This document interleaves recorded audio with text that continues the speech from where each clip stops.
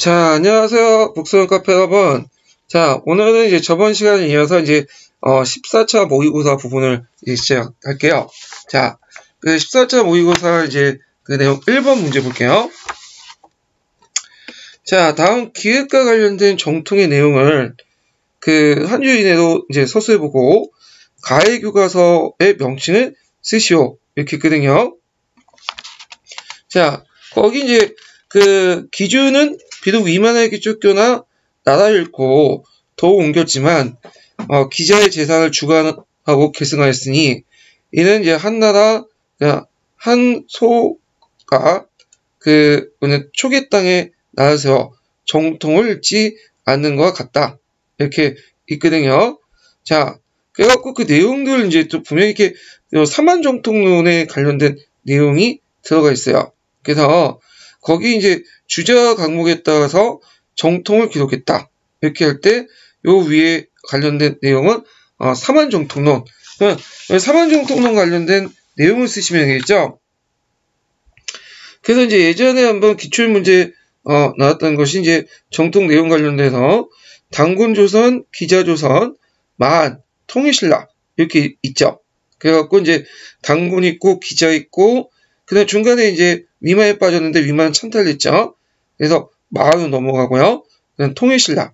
자, 이렇게 넘어가는데, 자, 이 사만정통론에 입각해가지고 기록한 그 1895년에 학부에서 편찬한 국사교과서 가의 내용은 뭘까요? 예, 이것은 조선 역대사작이에요. 조선 역대사작.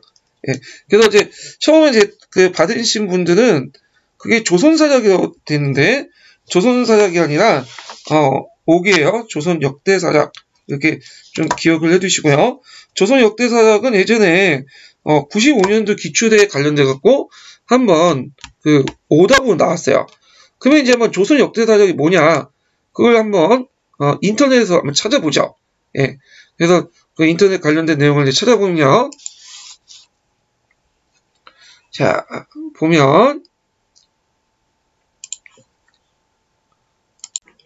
자, 조선 역대사작은 이제 1895년에 학부에서 편찬에 간행된 국사교과서고요. 그래서 상건 3책으로 되어 있죠. 그래서 그 표제에 대조선개국 504년 맹동 이렇게 해갖고 간행 시기가 있고 여기 보면 이제 그 당시 개국 연호를 사용했기 때문에 이렇게 이제 대조선개국 504년 1895년이라고 이제 볼 수가 있죠. 그래서 내용 구성은 제가 이제 여기 그대로 발췌해 놓은 거예요. 시험 문제. 내용 구성 1권에는 단군기, 기자기, 사만, 이만조선, 그 다음에 삼국기, 고려기, 이렇게 구성이 됐고요. 그래서 이제 그 사만정통론에 입각해서 이만조선은 이렇게 찬탈료 이렇게 해가지고 정통에서 뺐어요. 자, 그 다음 조선 역사가 국학문 호용으로 된 소학교 교과서를 간행한 데 비해서 이 그 조선 역대사작은 순합루하고 그 수준을 높여서 당시 고등교육기관의 한성사범학교나 외국어학교 교과서로 간행이 됐다. 그래서 그 1권의 서두는 총법 법례라고 해가지고 그 앞부분에 있는 내용이 있죠. 그래서 그 조선 역대사작 총법 법례 관련된 내용이고요. 그래서 이 총법 법례는 이제 그 서술 원칙을 설명한 것인데 대가학적이고 고증적인 태도와 함께 자료에 대해 비판적 태도를 보여주고 있다. 그래서 전체 내용에서 안정부의 동사 과목을 발췌했고 단군, 기자, 사만 등 그 같은 그 사만정통론에 입각해서 글을 썼다. 이렇게 이제 보고 있죠. 계승하고 있다. 자, 그 의의와 평가를 보면 아이고 이게 넘어갔네요. 예. 자, 의의와 평가를 보면 그 연대 표시는 조선 왕국의 개국을 기원하고 있죠. 예전에는 중국의 연호를 사용했잖아요. 그래서 나름대로 한국의 주체성을 강조하는 것을 이해된다. 그래서 역사소수의 일반적 원칙을 제시하고 자료에 대한 비판적이고 고증적인 태도는 그 위에 간행된 국사교에서 모범이 된다. 자, 이렇게 이제 볼 수 있어요. 그래도 좀 기억할 게 뭐냐면 사만정통론이에요. 그래서 사만정통론 같은 경우에는 이제 그 구한말 시대 때 되게 역사 어떤 그 서술 방식에서 정통론에서 이 사만정통론을 되게 많이 응용하고 있거든요. 그래서 그거는 강무개혁 시기하고 연결돼 있죠.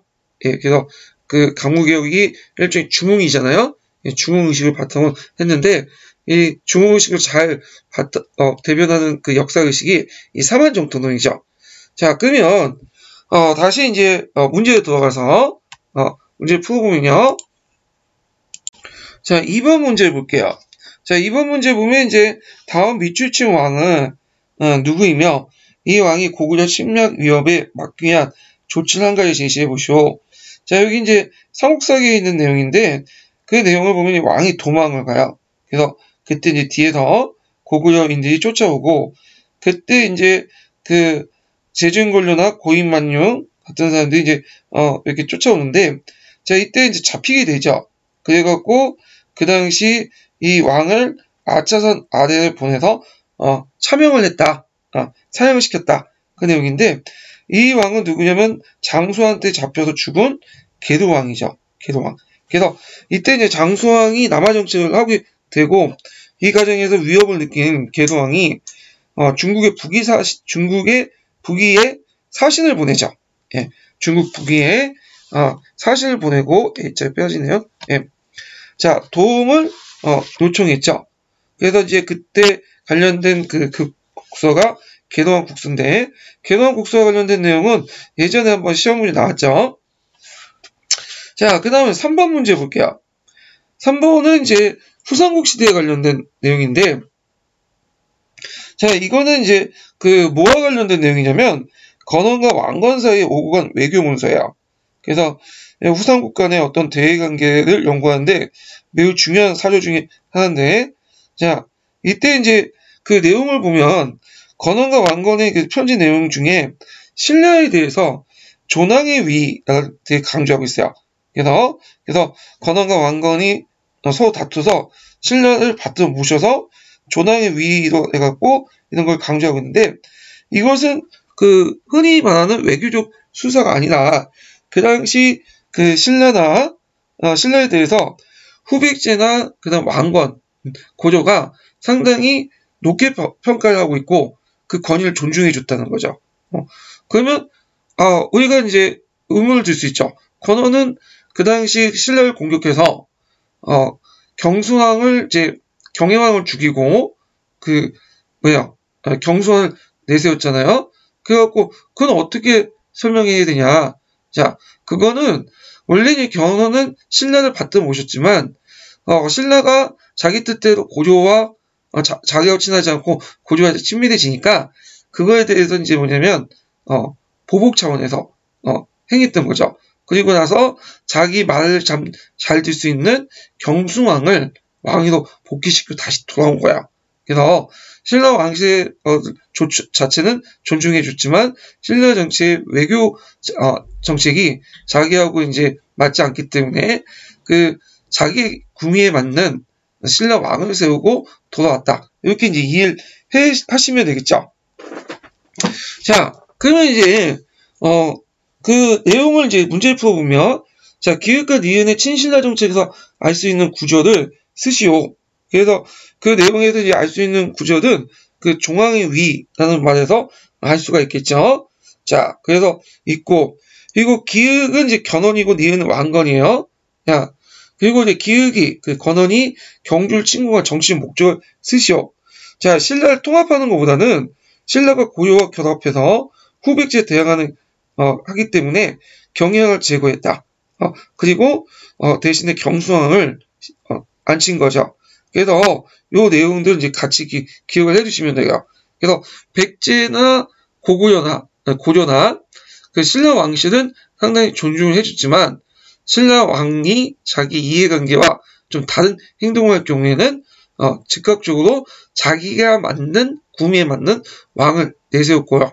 그것은 이제 백제가 경혜왕을 살해한 것에서 볼 수가 있죠. 자, 그러면 이제 이거는 문제 자체가 좀 어려워요. 그래서 국편에 있는 내용이기 때문에 시험 나올 가능성은 좀 없고, 그래서 이제 일단 한번 내봤어요. 왜냐면, 예전에 나왔던 기출 문제는 예전에 모의고사 좀 많이 냈기 때문에 요걸 좀 한번 내서 좀 문제 풀을 좀 넓히는 차원에서 이렇게 내봤거든요. 그러면 이제 요거보다는 이제 나올 수 있는 부분이 후삼국 시대 때의 후백제와 그다음에 고구적, 고조 간의 전투와 관련된 내용이죠. 그래서 보충작을 보고 이제 한번 정리를 해볼게요. 자, 1페이지 보면 후백제와 고유의 전투 요 내용이 있어요. 자, 요 내용을 이제 보시면 잠깐만요. 조금 해야 되겠다. 자, 먼저 볼 게 나주 전투예요. 나주 전투. 자, 나주 전투를 보면, 자, 영산강 해상 호족세력과 결합된 왕건이 이 후백제권의 후방을 치기 위해서 나주 일대를 장악했죠. 그래서 후백제 배후 근거지를 마련했고요. 후백제 배후에 근거지를 마련했고, 그 다음에 이제 대구 부근에 일어난 공산 전투죠. 그래서 왕건이 경혜왕을 도와주는 과정에서 공상에서 그 다음에 후백제군과 싸웠지만 견훤의 승리로 끝났고, 이때 후백제가 잠깐 이제 패권을 장악을 하게 돼요. 자, 비록 이제 전투에서는 졌지만 후백제들과 신라를 도와주는 후백제가 싸우는 걸 보고 왕건이 신라의 민심을 얻는데 성공했다. 그 다음에 이 고창 전투에서 이제 만회했죠. 그래서 지방 호족들 3태사의 도움을 받아가지고 공산 전투의 세력이 약화된 고조가 역전해서 이제 회복됐고요. 그다음 운주성 전투에서 이제 그 당시 매국성정이었던 공직이 기부를 하니까 그게 반발한 견훤의 공격을 물리치게 되죠. 그래서 오늘날 충청도 일대를 장악을 했고요. 그리고 이제 운주성 전투가 끝난 다음에 건원이 쫓겨와요. 자기 아들한테 내쫓기죠. 그래서 그 당시 이제 그 후에 이제 신건과 왕건, 건원 간에 이제 전투가 일어나죠. 왕건과 건원이 한패가 되고 신검을 이제 공격하게 되죠. 그래서 1, 2천 전투에서 크게 이기고, 그다음 신검 패배 이후에는 항산에 가서 항산 전투에서 이제 왕건에게 항복을 하게 되죠. 그래서 각 전투의 내용들, 그 다음에 각 전투가 어디에 있었는지 위치를 좀 파악할 필요가 있어요. 자, 그래서 이제 있고 4번 문제 볼게요. 자, 다음 1차 사료의 명칭을 써보고 당시 이와 같은 조치를 내린 이유를 밑줄지 내용을 고려해서 서술하시오. 그랬거든요. 자, 요거는 이제 뭐와 관련된 내용이냐면 예전에 한번 언급했던 화폐조대와 관련된 내용이에요. 그래서 이 화폐조대는 이제 여기 보면 왜 이런 조대를 공포를 했냐면요. 밑줄지 내용을 이제 보면 화폐의 형식 분명치 못하거나 사주한 개인이 만들한 사주한 화폐가 통용치 못할 것, 얘가 사자는 껌이라는 뜻이거든요. 그래서 개인이 이제 만든 화폐가 많이 발행이 됐기 때문에 문제가 생긴 거죠. 이때 뭐냐면 사주한 화폐가 뭘까요? 예, 여기에서 사주한 화폐는 백동화죠, 백동화. 그래서 백동화 인플레이션 이런 것들 이제 막기 위해서 화폐 조대를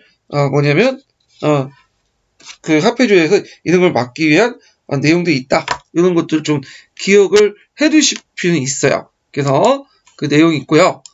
자, 화폐 조대는 정확한 명칭은 근본위제 개정 화폐 조대예요. 그래서 1900년에 이제 칙령으로 공포된 화폐 개정 법령이거든요. 그래서 예전에 이제 화폐 조대라는 것도 있어요. 신식 화폐 조대라는 내용이 아니라 요건 이제 1900년에 근본위제 개정 화폐 조대로서 그 당시 이제 근본위 실시하기 전에 어떤 법률로서 공포한 거거든요. 그래서 주 내용은 화폐 발행은 정부만 할 수 있고요. 그 다음에 금화의 순 금양목은 이품 기분하고 단위 명칭을 한원한다. 예. 그리고 화폐 종류는 금화, 그다음 은화, 백동화, 적동화 이렇게 있고요. 아까쯤 얘기했지만 사주한 그걸 통용하지 못하게 한다. 이런 것도 있고요. 그 다음에 이제 마손된 화폐의 상한은 탁지부의 부정으로 결정한다. 이 내용도 같이 있어요. 그래서 이제 근데 이 법령은 일단은 금과 은이 부족하기 때문에 또 백동화가 남발됐고 그래서 사주 도주가 심해서 주화 정책의 성공을 거두지 못했다. 예, 금권위 제도도 넘어가려는 시도를 보여줄 수 있는 게 합해조례지만 결정적으로 금과 은이 부족했고 결국에는 백동화를 메꾸기 위해서 금화 은화가 부족했기 때문에 백동화를 메꾸기 위해서 백동화로 백동화 남발 영상이 계속 지속이 됐다. 이렇게 좀 기억을 해두시면 될 것 같아요. 자, 그 다음에 뒤에 넘어가서 5번 문제를 보자. 자, 5번은 이제 뭐와 관련된 내용이냐면, 그 다음에 순환과 양제하고 문제의 정책과 관련된 내용이죠. 그래서 예전에 객관식 기출문제 나왔기 때문에 제가 문제를 내봤어요. 그러면 이제 문제를 풀어보기 전에 잠깐, 내용을 한번 정리를 해보면, 순환과 정치에 관련된 부분을 볼게요. 자, 문제는 보면, 그 당시 이제 그 중앙집권을 강화시키고 남북 융합을 위한 민심 수습을 깨하려고 했고요. 자, 그래서 중앙관제로서 삼성 육부제를 이제 마련했죠.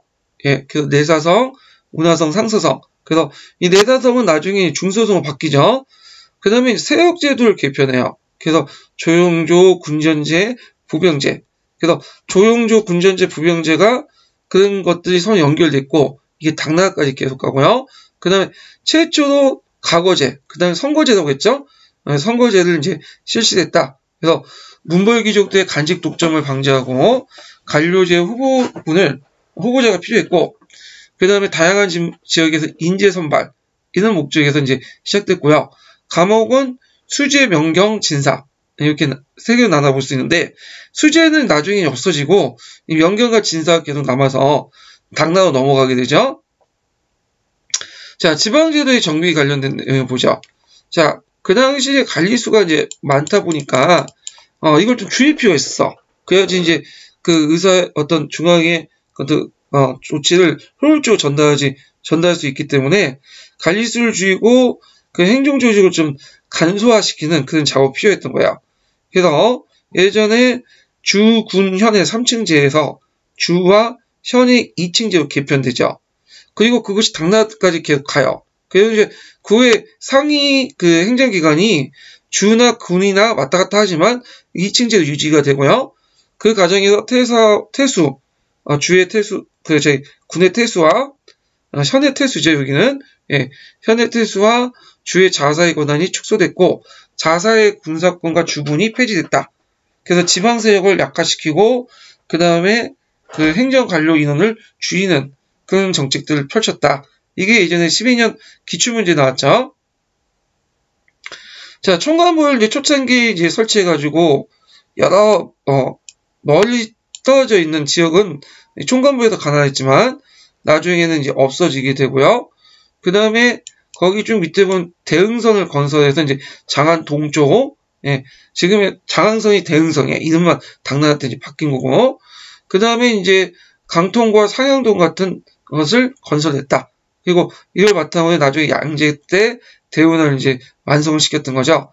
자, 양제 업적을 보면 당연히 대운하죠. 예, 대운하를 건설했다. 그래서 기존의 운하를 정비해서 건설했는데 그 목적은 일단 하부의 정치와 강남의 경제를 서로 연결시켜 물자유통을 원활히 하려고 했다는 거. 그래서 중앙집권을 강화시켰고요.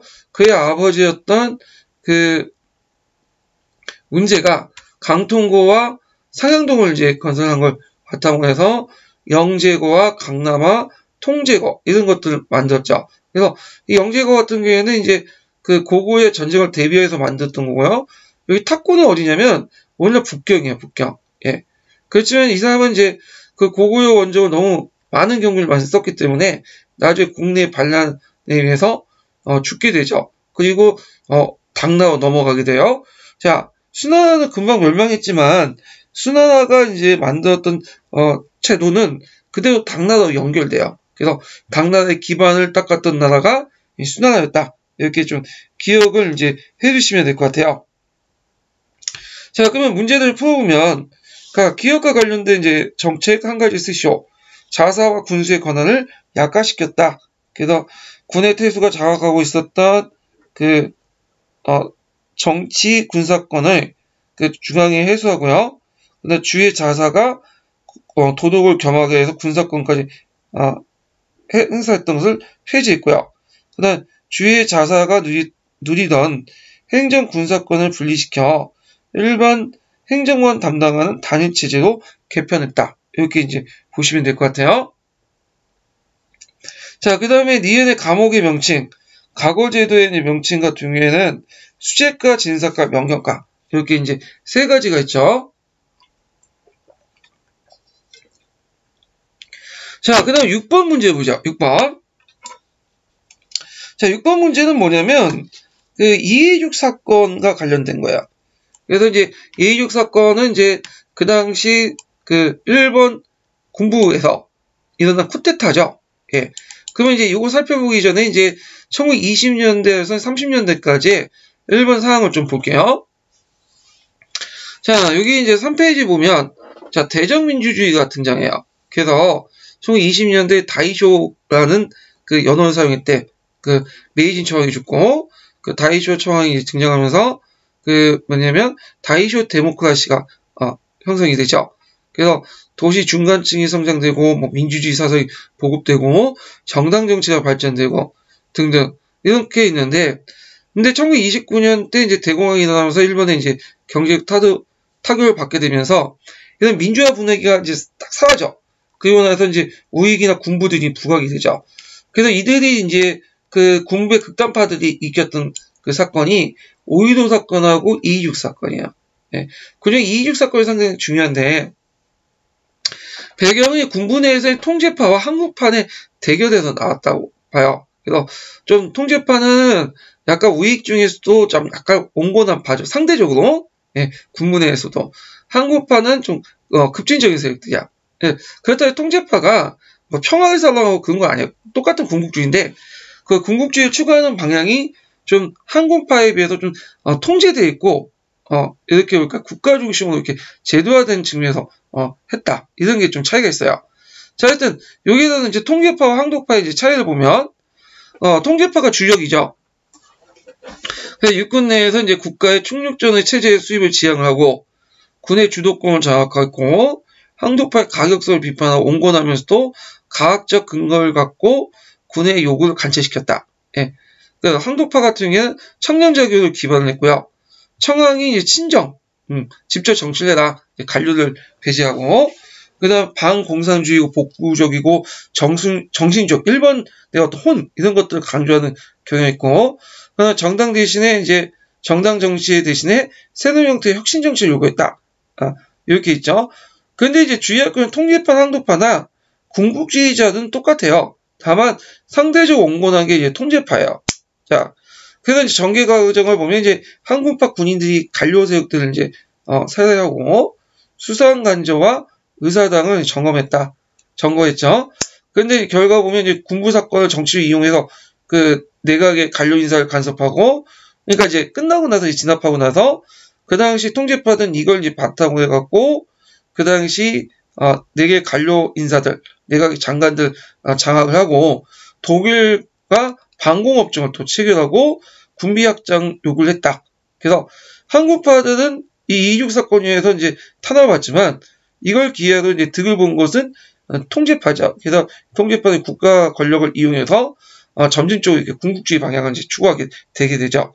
자, 그러면 이제 일단은 6번에 가에 들어갈 것은 2.26 사건이고요. 그 다음에 여기에서 이제 2.26 사건을 군대 내부에 한국파가 이제 주도해서 일으켰다. 이렇게 기억을 해두시고, 그 다음에 한국파하고 이제 통제파의 차이점, 이것도 파악할 필요 있겠죠.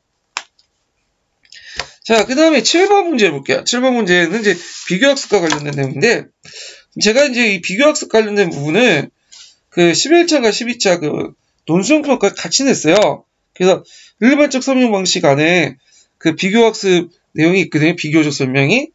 그래가지고 보통 이제 그 문제도 이제 비슷비슷해. 보시면 알겠지만. 그래서 되게 이제 그 중복된 문제를 제가 내지 않으려고 그 계획서를 만들어 놓고 거기에 주제를 적어 놨거든요. 근데 요게 비교학습을 이제 빼야 되는데 잘못해서 그걸 집어넣었어요. 중복돼서. 그래서 그 앞에 있는 이제 일반적 설명 방식 안에 비교적 설명하고 여기 비교학습이 내용이 좀 겹쳐요. 예. 이런 부분 좀 양해를 해주시고, 예. 자, 그러면 7번 문제 좀 볼게요. 다음에 기획과 관련된 교수학습 방법의 목적을 쓰고 가에 들어갈 수 있는 내용을 서술하시오. 그래서 이제 여기 그 수업 내용을 보면 이제 봉건제도가 있고, 봉건제도에서 이제 준하봉건제도, 일본의 에도마코 시대 때 봉건제도, 그 다음에, 여기 서양의 봉건제도, 이런 것들 차이점 있죠. 자, 그러면 요걸 이제 비교학습과 관련된 거죠. 유사점과 차이점, 그 얘기를 하니까. 자, 그래서 이제 여기에서 기획의 목적은 다음 내용을 수업할 때, 위에 있는 내용을 수업할 때 목적은 비교학습은 서로 다른 사회, 국가, 지역 등을 중심으로 비교를 분석하여 공통점과 차이점을 밝히는 거죠. 그래서 핵심 키워드는 공통점의 차이점을 밝히는 거야. 어떻게 그러한 공통점의 차이점이 발생하는 거에서 이해하는 것을 목적으로 한다. 근데 이제 이때 이제 박교생이 주나라의 봉건제도보다는 서양의 봉건제도가 발전된 제도라고 설명했습니다. 그러니까 이제 김 교사가 이러면 옳지 않다. 왜냐하면 어떻게 써야겠어요? 비교학습 유의점과 관련된 내용 중에 관련된 내용을 찾아 쓰시면 되겠죠. 발전, 진보 수준을 비교하여 우열을 가지는 것은 잘못한 편견을 형성하는 결과를 초래할 수 있다. 이런 내용을 쓰시면 돼요. 그래서 비교학습 유의점 부분은 자주 시험 문제 나오니까 좀 기억을 해두시면 될 것 같아요. 자, 8번 문제 볼게요. 자, 8번 문제는 뭐와 관련된 내용이냐면 에라스무스의 우신 예천과 관련된 거야. 에라스무스 관련돼서 예전에 한번 시험문이 나왔죠. 그러면 이제 문제를 풀어보기 전에 잠깐 북녘 르네상스의 특징 같은 것들이나 개별 이제 사상가들의 내용들을 좀 볼게요. 자, 북녘 르네상스는 비판적이고 사회적이고 종교지향적이죠.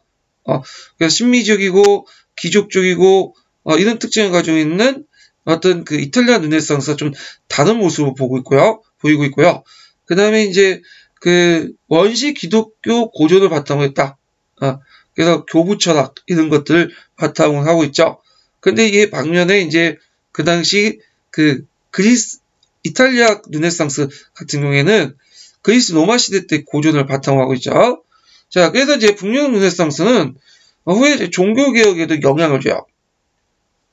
자, 그러면 북녘 르네상스 대표적인 사람이 에라스무스거든요. 네덜란드 출신. 이 사람이 공동생활 이제 형제장 출신이고, 성경에 입각해서 성격이 아니라 성경을 좀 건져주시고요. 자, 성경에 입각한 단순하고 경건한 신앙을 복귀하자. 그래서 그리스어로 신약 성경을 가능해요. 그래서 종전의 라틴어 성경, 그러니까 카톨릭의 불가타 성경책을 오역을 시정을 했고, 이걸 바탕으로 해서 자국어 성경의 어떤 번역 기초를 작업하고 종교개혁에 영향을 줬고요. 그가 쓴 유명한 책이 우신예천이죠. 어리석은 신의 이름으로 이 세계를 바라보고 비판하는 그런 내용들이 있네. 자, 하여튼 그 다음에 이 사람은 이제 교회는 비판했지만 카톨릭을 비판했지만 카톨릭을 부정하지 않았어. 교회는. 그러니까 교회 안에서 이제 개혁을 추구했던 사람인데 그의 영향을 받은 이제 뉴턴은 그렇지 않았죠. 교회 밖에서 이제 개혁을 추진하려고 했고 결국엔 이것이 이제 뉴턴과 에라스무스의 어떤 갈등이 이어지게 되죠. 그래서 예전에 한번 기출문제 나왔던 것이 뭐냐면 자유의주의 논쟁 같은 게 있어요. 그래서 에라스무스는 여전론, 뉴턴 노예유지론 이런 것들이 이제 서로 간에 논쟁이 일어났다. 자, 그 다음에 이제 토마스 모는 유토피아를 썼죠. 그래서 이 당시 영국의 현실, 제1차 잉크로즈를 비판했고, 그래서 이걸 뭐라고 이제 말하냐면 양들이 사람을 잡아먹는다. 이렇게 얘기를 했죠. 그래서 이제 이 사람은 사회 구성원들이 부를 공유하면서 공유래요. 예. 하면서 공동의 선을 추구하는 공산주의 사회를 어떤 작품을 그렸다. 예. 그렇지만 공산주의 사회가 현실에 존재할 거라고 믿진 않았어요. 그래서 거기에 유토피아라는 말 자체가 현실에 존재하지 않는 것이라는 의미거든요. 자, 이 토마스 모의 이제 최후는 별로 안 좋았죠. 그래서 이제 헬리파스가 이제 캐서리하고 이혼하려고 하니까 그에 반대했다가 이제 처형을 당해요. 그 외에도 북녘 르네상스의 국민문학이 발달됐죠. 그래서 이제 라틴어 대신에 각국의 소곡을 이제 바탕으로 해서 토속을 바탕으로 해갖고 문학 작품이 만들어지게 돼요. 그래서 이제 거기 보면 나부레나 몽테뉴, 섹스피어, 세르반테스 이런 사람이 대표적이다. 네. 자, 그러면 이제 관련된 문제를 풀어볼게요. 8번에서는 이제 그 에라스무스의 우신예찬 그래서 있는데 그러면 기획의 행태에 반대했던 그의 주장을 한 줄에 쓰시오. 요즘의 교황은 가장 어려운 일들은 베드 바오에게 맡기고 호화로운 의식과 즐거운 일만 찾는다. 이거는 이제 뭐냐면 교회가 이제 요즘에 부정부패에 빠졌다. 그래서 예전으로 돌아가자. 그래서 성경에 입각해서 예전 원식 기독교 철학. 그래서 원식 기독교 종교, 기독교로 돌아가자. 그래서 이게 뭐냐? 단순하고 경건한 신앙으로 돌아가자. 이렇게 이제 주장을 하게 되죠. 그 다음에 니은의 성서 내용을 바로잡기 위해서 그의 업적을 쓰시오. 민족을 교화하는 건 계속 필요한 일이다. 성서를 설명한 건 학교에서는 한 일이다. 요때 이제 그 성서는 불가타였죠. 이 불가타가 이제 기존의 그 구약 성서와 그 다음에 신약 성서는 이제 라틴어로 번역을 한 건데 이 번역 내용이 이제 약간 의역이 많아요. 그리고 원본에도 없는 내용을 이제 교회가 임의대로 뭐냐면 내용을 집어넣은 것도 있고 그래서 원본에 충실한 번역이 필요한 거죠. 그래가지고 이제 그 불가타 개선을 위해서 그리스판 신약 성경을 출판하고요. 거기에 라틴어 주석을 달았어요. 예, 그래서 종주의 라틴어 성경판과 다른 식으로 원본에 충실한 이제 직역이죠. 그런 걸 했다. 그래서 이제 그리스의 원조를 통해서 성서를 다시 번역했다. 이렇게 쓰시면 되고요. 그래서 이 성서를 바탕으로 해가지고 나중에 이제 각국에서 자국어 성경의 어떤 또 뭐냐면 번역 기준이 되죠. 예. 자, 그래서 이걸 좀 기억을 해두시고 9번을 이제 좀 볼게요.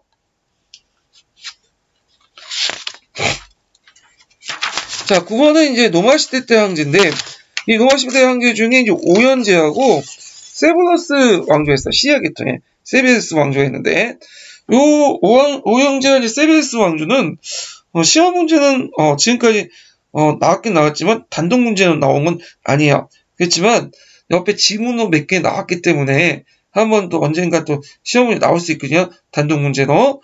그래서 이거 이제 살펴보기 전에 내용 정리 좀 해볼게요. 자, 거기 이제 5페이지 볼게요.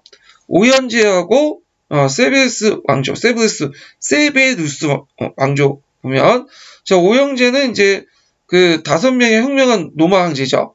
그래서 트리아누스, 하드리아누스, 안토니우스, 마르크스, 아우니누스 황제 이렇게 이제 있는데 네무르까지 해서 그래서 이제 이 5명 황제의 특징은 이제 정치가 안정돼 있고 군사적 형상 유지, 그러니까 국경선을 더 이상 확대시키지 않아요. 예. 그리고 세습제가 아니라 추대제고요. 그리고 그 평화와 번영을 달성했다. 팍스 노만을 이끌었죠. 그래서 트라우누스 때 이제 최대한 영토 확장했고요. 하드리아누스 때부터 이제 영토 확장보다는 뭐라 할까요? 있는 걸 이제 잘 지키자. 이런 이제 방향으로 나타나게 돼요. 그래서 그걸 이제 볼 수 있는 게 뭐냐면 그 브리티나 하드리아누스 장성이죠. 그래서 브리타니아가 지금 오늘 잉글랜드죠. 잉글랜드와 스코틀랜드 경계에 하드리아누스 장성을 만들어요. 그래갖고 팽창 정책을 포기하고 방어 위주 정책으로 전환이 됐다. 자, 그 다음에 이제 파르티아와 하약을 맺고 메소포타미아 남부를 포기하고요. 아르메니아의 보호국을 이제 아르메니아 보호국을 습격하고 그다음 마르크스 아울리누스 황제 때는 이제 이 사람은 천인왕제죠. 스토아파의 이제 천인왕제로서 명상록을 남겼고 그 다음에 이제 게르만의 침입을 도중에 막는 과정에서 전사를 냈다. 예. 그 다음에 이제 이 사람이 이제 좀 뛰어난 황제이긴 하지만 지금 멍청했던 게 뭐냐면 그 자기 그 아들한테 이제 왕위를 넘겨줘요. 코모두스한테.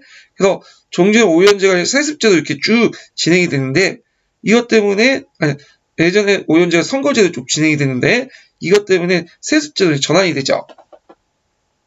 자, 그 다음에 이제 세베루스 조를 볼게요. 이 세베루스의 조는 특징이 뭐냐면 시리아 계통이에요. 그러니까 시리아는 그 당시 로마 제국에 점령된 지역인데 그 계통의 사람들이 와가지고 로마 황제가 됐어요. 그래서 세베루스조에서 이제 대표적인 사람이 카라칼라라는 황제거든요. 이 사람이 로마 시민권을 모든 자유민에게 부여해주죠. 그래서 왜 부여했냐? 그 당시 로마 시민만 낼 수 있는 상속세나 노예 해방세를 모든 사람한테 걷어서 재정을 이제 좀 확보하는 측면에서 이 로마 시민권을 모든 자유민에게 부여했고, 그러다 보니까 예전에는 로마 시민권을 통해서 그 당시 이제 제국민들 통제를 하고 인센티브를 줬는데 그런 게 이제 의미가 없는 거예요. 왜냐면 너도 나도 이제 노예를 제국은 다 로마 시민권을 갖고 있으니까요. 그래서 이제 로마 및 이탈리아 특권적 지위가 사라지고 속주와 구별이 없어진다. 이탈리아 본토가요. 그리고 나서 세베루스주가 끝난 다음에 군인왕제 시대가 이제 등장해요. 그 군인왕제 시대 때는 50년 동안 26명의 황제가 즉위해야 돼요. 정상이 아니었죠. 예. 그래서 곳곳에서 이제 속주에서 자기 장군을 황제로 세우고 마음에 안 들면 이제 또 제끼고, 자, 이런 형상들이 50년 동안 지속이 되고, 그게 이제 마무리됐던 것이 디오클레티아누스 황제 때죠. 자, 그래서 이제 이렇게 해서 한번 전반적으로 그 오연제하고 그 다음에 군인왕제 시대 세베루스 왕조 이렇게 한번 살펴봤어요. 자, 그 문제를 풀어보면, 자, 여기 보면 자료 A에서 그 티라누스와 때 로마 영토가 최대 확장됐다고 했죠. 그래 이제 그 티라누스의 그 군사적 업적은 다키아, 다키아는 오늘날 루마니아죠. 루마니아 지역의 그 다키아 지역을 속주로 만들었고요. 동쪽은 아르메니아, 메소포타미아, 아시아를 속주로 만들었다. 그 다음에 이제 하드리아누스 장성은 그 이제 팽창 정책에서 방어 위주의 정책으로 전환됐다. 그런 내용을 이제 담고 있고요. 칼라칼라 황제가 이제 로마 시민권을 모든 사람에게 준 거는 그 결정은 이제 어떤 영향이 있냐. 자, 종전에 로마 시민들에게 부과했던 상속세나, 잠깐만요. 예. 저 오타 좀 수정해 주시고, 자, 상속세나 노예방세 등을 새로 징수하게 되었고, 로마와 이탈리아 특권적 지위가 사라지고, 그리고 속주와 구별이 없어지게 됐다. 예. 이런 것들을 보시면 되고, 자료 B는 뭐와 관련된 내용이냐면, 콘스탄티누스 황제가 그 당시 이제 그 밀라노 칠령을 공포한 거야. 그래서 기독교 세력들 이제 기독교들이 종교제를 인정해 준 거죠. 기독교 종교제를. 자, 그래서 이 밀라노 칠령이 내린 그 결정, 그 이유, 정치 이유, 이걸 이제 쓰면 그 당시 세력이 커진 기독교 세력을 인정하여 황제권을 안정시키고 황제권을 강화시키려고 했다. 이렇게 쓰시면 될 것 같아요. 자, 그래서 그 당시에 기독교 세력이 너무 크다 보니까 이제 로마에서 로마 제국 국가가 할 역할을 기독교 공동체가 많이 했고, 기독교가 전체 인구의 10% 정도 됐어요. 그리고 이제 콘스탄티누스가 집권하는 과정에서 그 당시 그 기독교 세력이 도움을 많이 받았죠. 그래서 이 밀라노 칠령을 통해서 기독교를 공인하게 된 거죠. 자, 그래서 이제 이렇게 해서 이제 9번 문제 풀어봤고, 10번 문제 볼게요. 10번은 이제 뭐와 관련된 내용이냐면, 특정적 영역 고유 인지론과 그 다음에 그 관련된 대본 지식과 관련된 내용이에요. 자, 대본 지식은 예전에 한번 그 주관식 기출에 한번 나왔던 문제죠. 자, 대본 지식 한번 관련된 내용을 이제 풀어보기 전에 내용을 파악하고 넘어갈게요. 자, 그 다음에 이제 대본 지식을 보면, 대본 지식을 도식, 스키마, 이렇게 불리죠. 그래서 그 영역 고유 인지론에서 이제 어떤 상황에 처했을 때 해석할 수 있는 사전 지식, 이런 의미에서 이제 대본 지식을 이제 얘기를 하는데요. 대본 지식은 이제 05년 기출문제 나왔어요. 그래서 개서적으로 조직된 지식의 체계이며 특정한 시공적 맥락에 따라서 적절하게 조직된 행동의 역설이다. 그래서 있고, 그 다음에 아동이 익숙한 경험에 대한 기존의 연구의 들의 결론에 도출하는 시기보다 빠른 시기에 논리적 관계의 범위를 이해할 수 있죠. 그래서 가설 조건적 관계, 인과적 관계, 시간적 관계, 가역적 관계 등을 이 대본 지식 안에 들어가 있기 때문에 이런 것들을 쉽게 이해할 수 있다. 이렇게 이제 보시면 돼요. 그리고 대본 지식의 관점의 사회적 행위를 문화적 틀 속에서 볼 수 있게 하고요. 그래서 이제 이 내용들 파악을 해두시고요. 그 다음에 이제 거기에 그 밑에 보면 7번에 그 영역 고유 이론하고 영역 일반 이론, 그러니까 연고론과 영일론 비교 내용이 있죠. 그것도 이제 같이 파악을 해두세요. 그 앞에는 일반론자, 영역론자는 각자 보시고, 그 밑에 보면 이제 영역 중립 이론, 그러니까 피아제 이론을 받아들인 거와 영역 고유인지론 이렇게 비교를 해보면, 그 영역 중립 인지론자는 이제 역사의식은 연령에 따라서 인지구조가 발달한다고 보고 있어요. 근데 영역 고유인지론자는 역사교육의 내용, 구조, 원리, 대소에 따라서 그 역사의식이 발달됐다고 보고 있는데, 쉽게 말해서 역사적 지식이나 배경을 얼마나 많이 알고 있냐, 이런 것들이 그 역사의식의 발달 원인이라고 보고 있는 거죠. 그래서 영역 고유인지론자들은 그 가설 영역적 사고가 제일 발달된 중고등학교 때 역사 교육을 해야지 적절하다. 이렇게 이제 보고 있는 반면에 그 영역 고유인지론은 모든 시기에 가르치는 방법만 달리하면 그 역사 교육 가능하다. 이렇게 보고 있죠. 그 다음에 영역 중립인지론자는 이제 발달 단계에 따라 내용을 조직한 반면에 그 영역 고유인지론자는 학습의 계열성, 학문적 구조 조직 이런 것들에 따라서 내용을 조직하죠. 자, 뭐 플러스 마이너스 알고 나서 곱셈 나눗셈 알고 그 다음에 1차 방정식, 2차 방정식, 미분적분 이런 식의 아는 거죠. 그 다음에 영역 중립인지론자는 이제 그 인지론 구성주의, 그 다음에 파라다임적 사고를 이제 보고 있고, 영역 고유인지론자는 그 내러티브죠. 내러티브는 역사 서술 방식이기도 하고 영역 그 인지 이론이기도 해요. 그다음에 교육 과정에서는 이제 영역 중립인지론은 그 발달 단계 교육 과정이죠. 발달 교육 과정이 반영이 돼 있고 그에 반해서 영역 고유인지 학교 커리큘럼에 입각해서 했고요. 그다음 계열성에서 보면 기본적인 심리적 계열성 환경학대법이에요. 그렇지만 또 나성인 교육 과정도 영역 중립인지 이론이 있어요.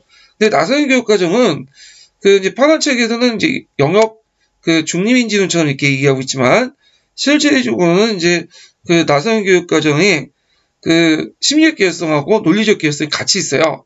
그래서 두 면이 같이 있다. 이렇게 기억을 해 두실 필요 있어요. 자, 다음 이제 그 문제 풀어보면 자, 10번 보면 다음 가의 명칭을 써보고 가각 기역의 이유를 제시된 가각 기역의 이유를 제시된 구체적 사례를 고조해서 서술하시오. 그리고 그 가의 교육적 효과를 쓰고 그 기획의 성격을 강조하는 인지 이론 입장에서 각 교과 영역의 인식 원리를 두 가지 기수해 보시오. 이렇게 있거든요.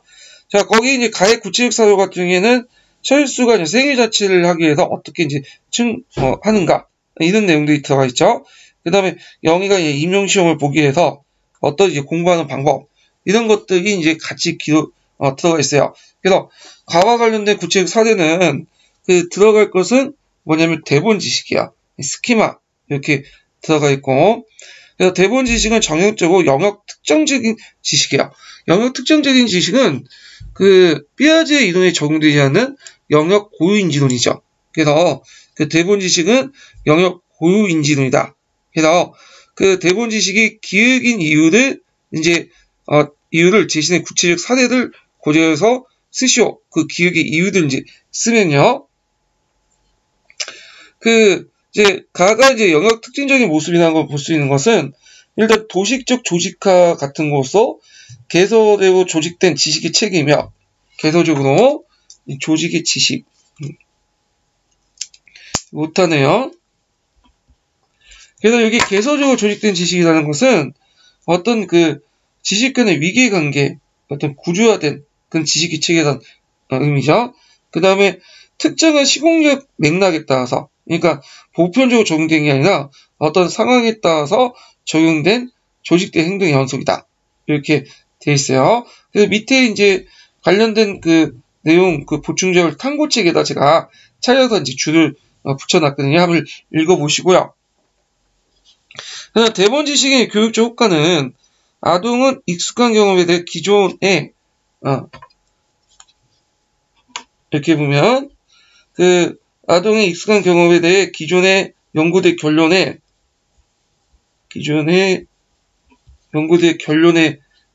도출한 시기보다 빠른 시기에 빠른 시기요. 자, 빠른 시기의 논리적 관계의 범위들을 이해할 수 있다. 그래서 그 논리적 관계의 범위는 가설적 조건적 관계, 인과적 관계, 시간적 관계, 가역적 관계를 이해할 수 있는 거죠. 이때 가역적 관계는 어떤 물체가 뭐냐면 바뀌어줘도 시간이 지나면 원래 상태로 돌아간다는 뜻이에요. 그래서 한번 이제 그 상황이 진행되고 나서 끝나도 그 상황이 똑같은 상황이 또 일어나면 그 상황에 관련된 그 도식이 이 대본 지식이 다시 발생을 해서 똑같이 위계적 관계에서 진행이 된다. 이런 의미에서 이제 해석할 수가 있겠죠. 자, 그 다음에 사회적 이익을 보다 넓은 방식으로 문화적 틀 안에서 볼 수 있다. 그래서 내러티브의 바탕이 되는 지식이다. 이렇게 보시면 돼요. 그러다 보니까 이제 그 5개념적 요소가 좀 있긴 있어요. 자, 그 다음에 그 기획의 성격을 강조하는 인지이론 입장에서 각 교과의 영역의 인식 원리를 두 가지를 기수해 보시오. 이렇게 했거든요. 거기 이제 그 중간에 이렇게 빠졌네요. 인식 원리. 예. 그래서 인식 원리 이제는 영역 고유인지론의 인식 원리를 쓰시면 되겠죠. 그래서 사고는 일직선적인 단계에 따라서 순서대로 일어난 일련의 인지 기능이나 전략 구성되지 않고, 그러니까 우리가 이제 쉽게 얘기하면 발달 단계가 통하지 않는다. 이렇게 의미가 있죠. 그 다음에 사고 기능이나 전략은 학생의 내용의 학습 내용과 독립적인 게 아니라 그에 의존한다. 그러니까 그 내용을 많이 알아야지 사고가 발달한다. 이런 내용이고, 그 다음에 특정 인지 전략을 사용하는 것은 단순히 발달 단계에 따른 것이 아니라 내용 지식의 양과 구조, 사고 기능의 상호관계의 결과이다. 그래서 영역 그 고인지론의 어떤 인지이론의 특징을 쓰시면 될 것 같아요. 자, 그 다음에 1번은 이제 보면 1번과 관련된 것은 이제 명말 청초 때 그러니까 명말 청초 때 그 정식 사항이죠. 그래서 그 내용들 이제 보면요, 예전에 한번 기출에 나왔던 그 예문을 제가 예전 모의고사에 냈고 그것을 다시 한번 보너스 문제에 실어놨어요. 자, 다음 기획을 함락한 사람이 누구이며 니은이 후에 청을 반란을 익힌 명분과 정치적 배경을 각각 서술해 보시오. 그리고 디귿의 정권의 명칭을 쓰시오. 자, 강군이 유적에 토벌하지 못하고 단군 3977년에 1644년에 북경성이 함락되고, 자, 이 북경성 함락한 주체는 누굴까요? 예, 청이 아니라 이자성이에요. 그래서 명나라를 멸망시켰던 사람은 청이 아니라 이자성이다. 이렇게 이제 보면 되고요. 그때 의종이 스스로 목을 메어서 순국하였다. 예. 그래서 이제 이에 명예장군 오상계가 이제 그 산해관에 있다가 사흘 보고 청나라 항복을 해버렸죠. 그래서 청나라 압자이가 됐는데 이 사람이 나중에 이제 청의 반란이 익힌 명분과 정치적 배경을 각각 서술하시오. 자, 오상계를 중심으로 해서 익힌 난이 이제 3번의 난인데 그 명분은 명예회복의 기치를 익혔다. 그래서 명예회복을 다시 부흥시켰다.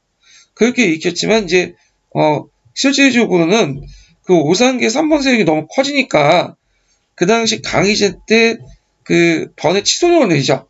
그러니까 이에 반발해서 불려 익힌 거예요. 자, 그 다음에 그 명나라가 망한 후에 명나라 항시들이 이제 항족들이 새로운 그 강남 지역에 정권이 있어요. 이를 남명 정권이라고 하거든요. 그래서 그 남명 정권이 디귿과 관련된 내용이죠. 자, 그 다음에 뒤에 넘어가서 11번 문제 볼게요. 자, 11번은 뭐와 관련된 내용이냐면, 한나라 시대 때 유학, 그 다음에 유학의, 유학의 어떤지, 교화, 이와 관련된 내용이죠. 간학과 관련된. 그래서, 한대 유학도 예전에 기출에 한 2번 나왔기 때문에, 이런 것들 좀 같이 기억을 해보실 필요 있어요. 자, 그럼 한대 유학의 특징 볼게요. 자, 한대 유학은 국문학과, 공문학과 논쟁이 예전에 시험문제 나왔죠. 그래서 진시황의 분석 갱유로 인해서 위축된 이제 선진 유학을 복구하는 과정에서 홍과풍이 이제 발달을 했고요. 경학이 발달했다. 그래갖고 국문학파와 이제 공문학파 논쟁이 이제 발생이 됐는데, 국문학파는 한대 문자에 사용된 문자를 사용했죠. 예서체를 이제 그 당시에 사용했기 때문에 그 당시 문자로 쓰여진 학파가 해서 국문학파의 명칭이 나왔고요. 그래서 춘추 공양전을 되게 강조를 했다. 그래서 나중에 춘청에 공양학에 영향을 주죠.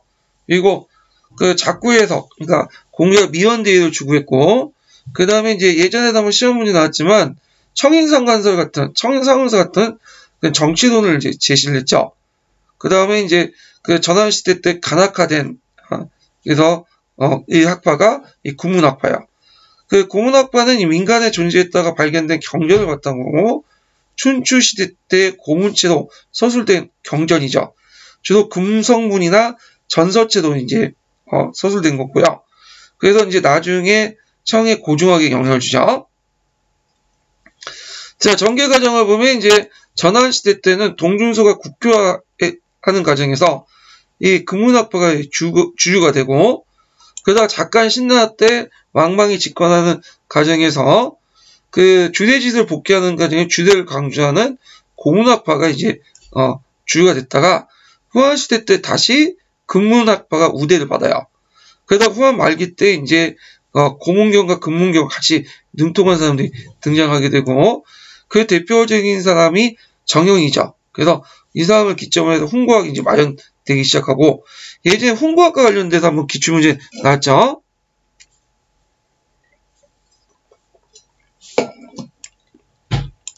자, 후한시대 때 유교가 상당히 번질돼서 특히 금문경 같은 경우에는 그 신비주의적 성격이 강해요.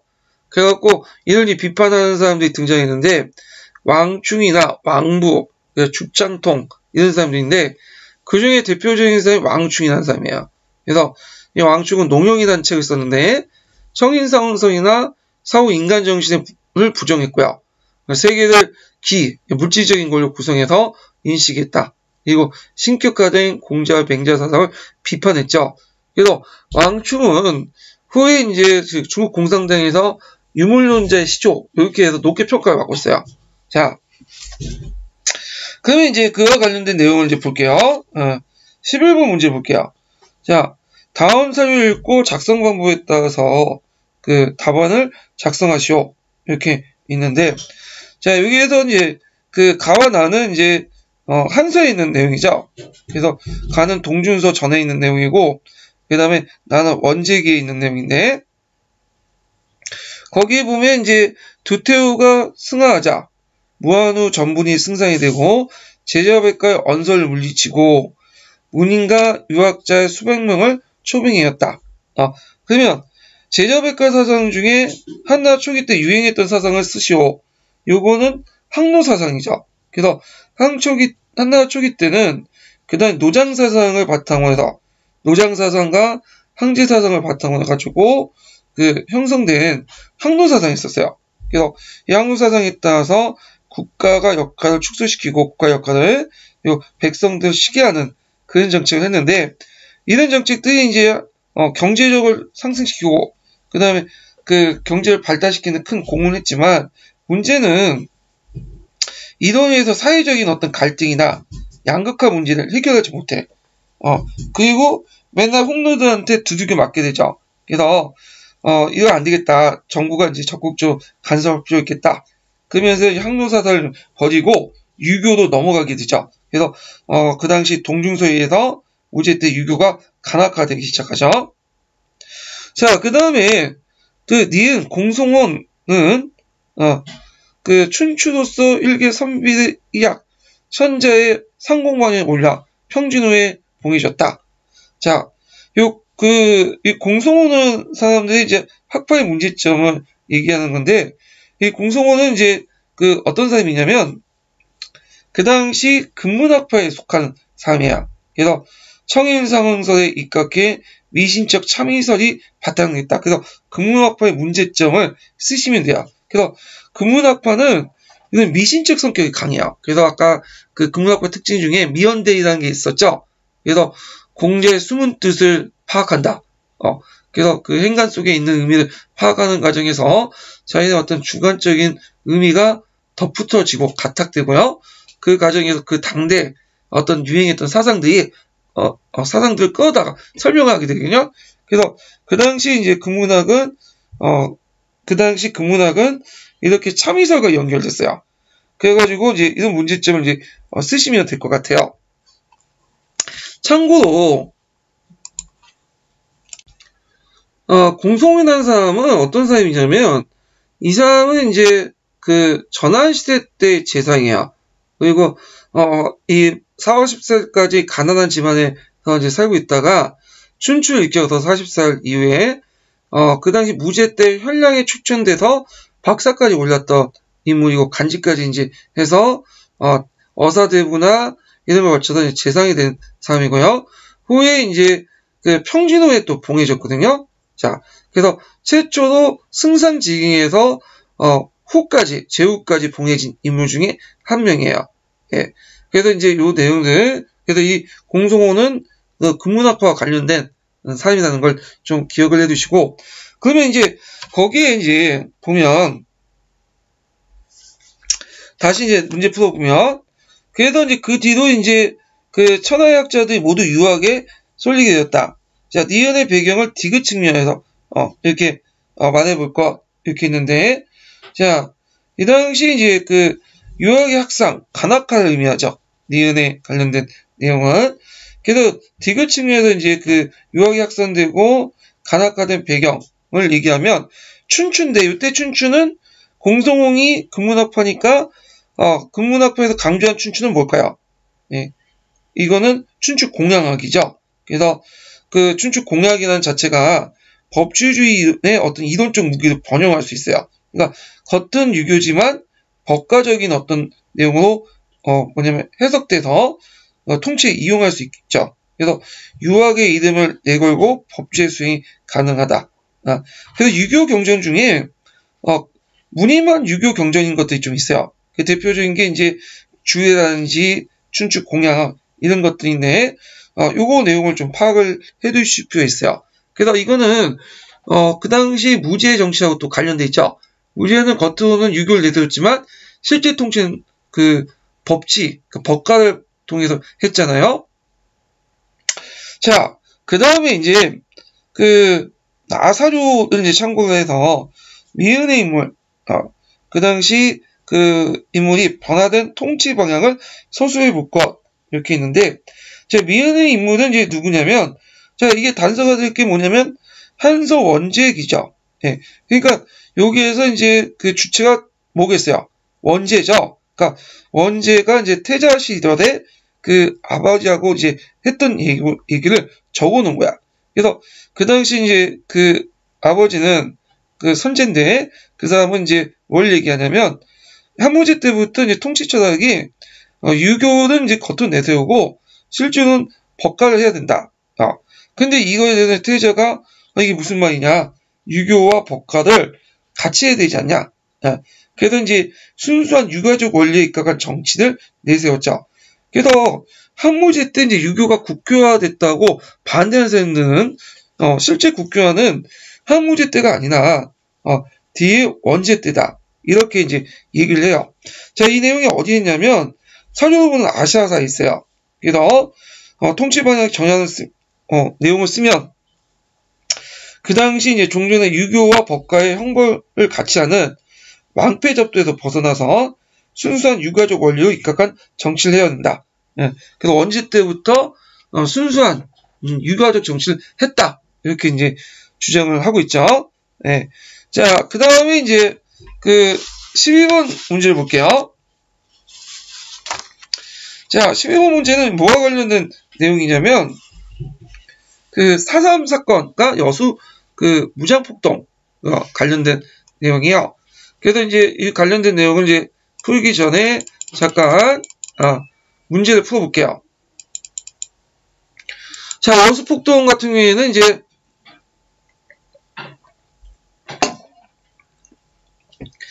아니 그 대한민국 정부 수입을 이제 보면 자, 남한나라에 이제 단독 선거의 실시를 주장하니까 그게 이제 반대해가지고 일어난 것이 이제 여수 국방경비대 14연대 폭동 사건이죠. 그래서 자익세력들이 14연대를 장악했어요.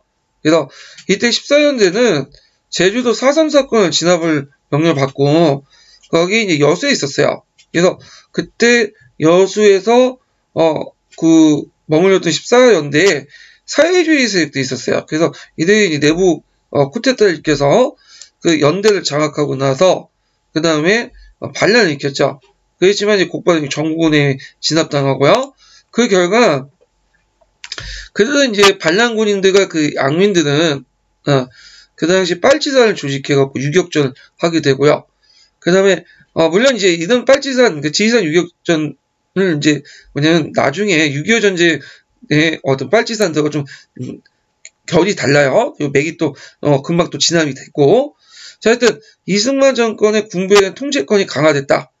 이 사건을 계기로 해서 자익세력들이 대구면 수천이 다녔죠. 자, 그 다음에 도중에 대구에 6연대가 폭동이 있었고, 그래서 정부 초기 때는 이렇게 14연대 폭동이라든지 6연대 폭동에 볼 수 있듯이 사회주의 세력들의 폭동들이 되게 많았어요. 그 이유는 이제 뭐냐면 그 군대가 만들어질 때, 그러니까 미군정 시기 때 국방경비대가 만들어질 때 그 당시 사회주의 세력들이 탄압을 받으면서 요때 군대도 많이 들어갔어요. 그래갖고 그때 군대 안에서는 친일파도 많았지만 그 당시 이렇게 사회주의 세력들도 많았어요. 그래서 이 여수 국방경비대 14연대 폭동 사건 계기로 해서 이들이 대규모 군대 내에서 숙청을 당했고, 그때 이제 남로당의 조직체로 있었던 박정희도 이제 한때 군복을 벗게 되죠. 자, 그 다음에 이제 4.3 사건을 보면, 자, 거기 배경을 보면 이제 남한 내 단독선거 반대, 미군 철수, 구구세력 반대, 특히 경찰하고 서북청년단의 어떤 반대, 이런 것도 있었고, 그래서 1947년 3.1절 기념 때, 그 다음 군정검찰, 그러니까 그 다음 미군정이었죠? 그 미군정 밑에 있었던 경찰의 발표로 희생자가 많이 발생을 했고, 그래서 그걸 계기로 해서 전 제주도민들이 파업을 하게 돼요. 그리고 나서 이제 탄압에 들어가게 되고, 정부가 수입되고 나서도 그게 이제 진압이 안 되니까, 후에도 이제 이승만 때도 계속 연결이 돼. 그래서 그때 많은 사람이 죽게 되죠.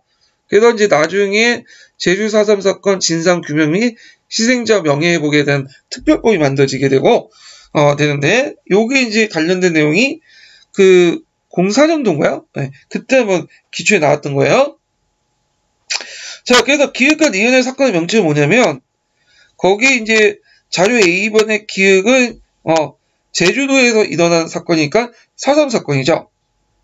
그 다음 자료 B는 뭐와 관련된 건 이제 제주도민의 예국 이민들이 무차별하게 학살하기 위해서 우리를 제주도에 출동시키는 명령을 내렸다. 그래서 우리는 이에 대해서 도저히 못하니까 결연히 일어서겠다. 이건 여수의 14연대가 그 당시 제주도 그 4.3 사건을 진압하는 명령을 거부하고 일으킨 반란이니까 그 당시 여수 순천 반란 사건, 이렇게 쓰시면 돼요.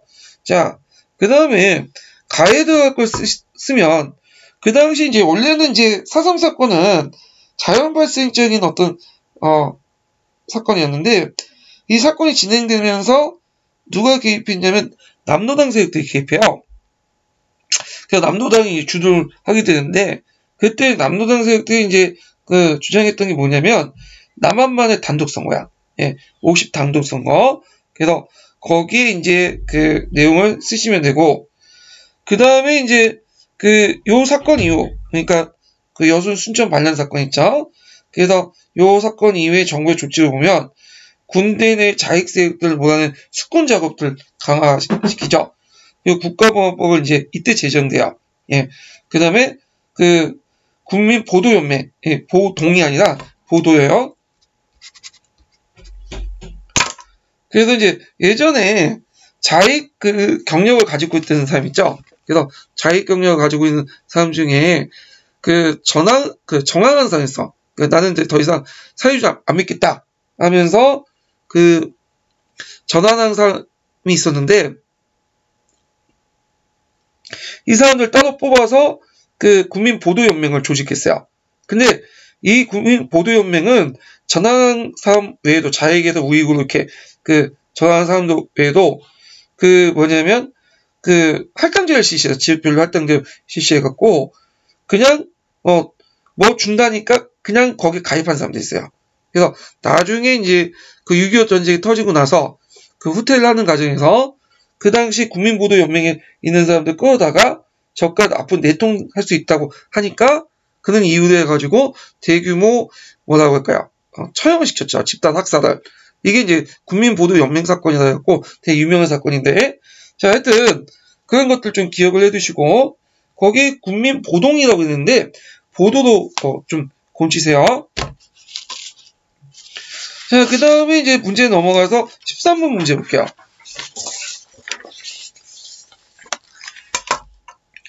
자, 13번 문제는 뭐와 관련된 내용이냐면, 누드와치가 이제 거명할 때, 그 당시 7대 한이라고 해갖고, 명나라 싸우는 이유를 밝힌 사료예요. 그래갖고, 사료를 밝히면서, 이제 명나라 싸우겠다. 그러면서 이제 요번에 시험 문제에 나왔던 사료 전투에서 명나라군을 격파를 했죠. 자, 그러면 문제 먼저 풀어볼게요. 자, 다음 1차 사회 명칭을 써보고 기획의 인물이 국가를 건설할 수 있던 명나라 국내 정책 2가지 쓰시오. 자, 이때 기획에 관련된 인물은 누드와치고요. 그 다음에 이때 이제 1차 사조 명칭은 실대한이죠. 그래서 이제 그때 명나라 국내 정세를 보면 신종이 황제가 있었죠.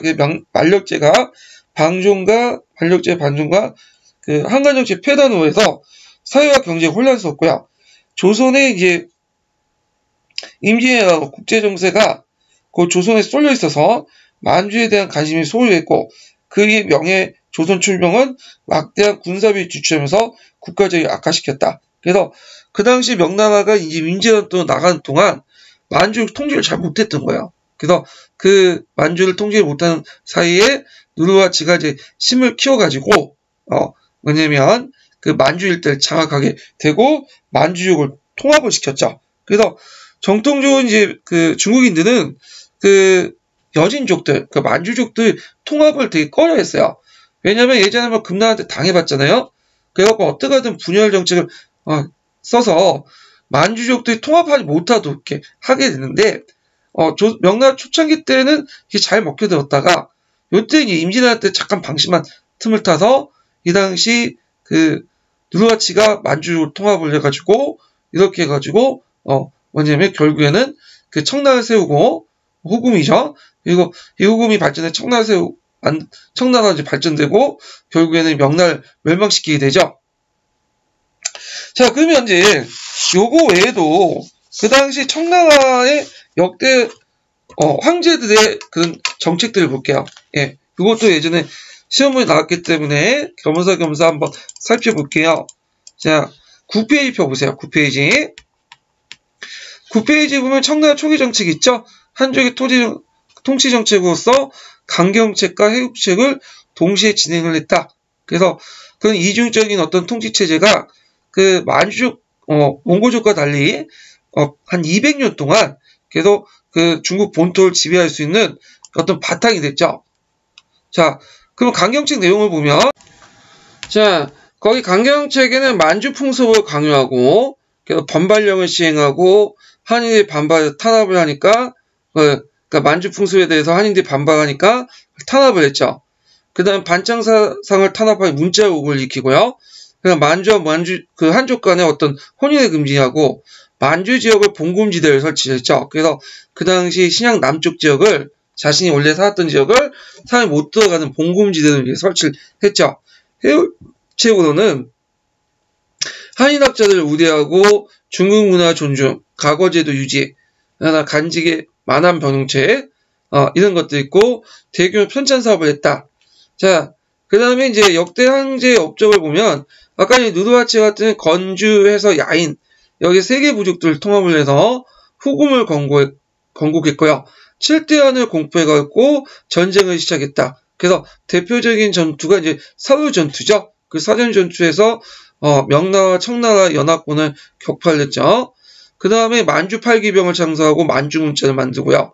그 다음 태종 때는 이제 그 국호를 대청으로 개명을 하고 그 다음에 만주 8기 외에도 이제 한인 8기와 몽골 8기를 이제 신설하죠. 조선을 정벌하고요.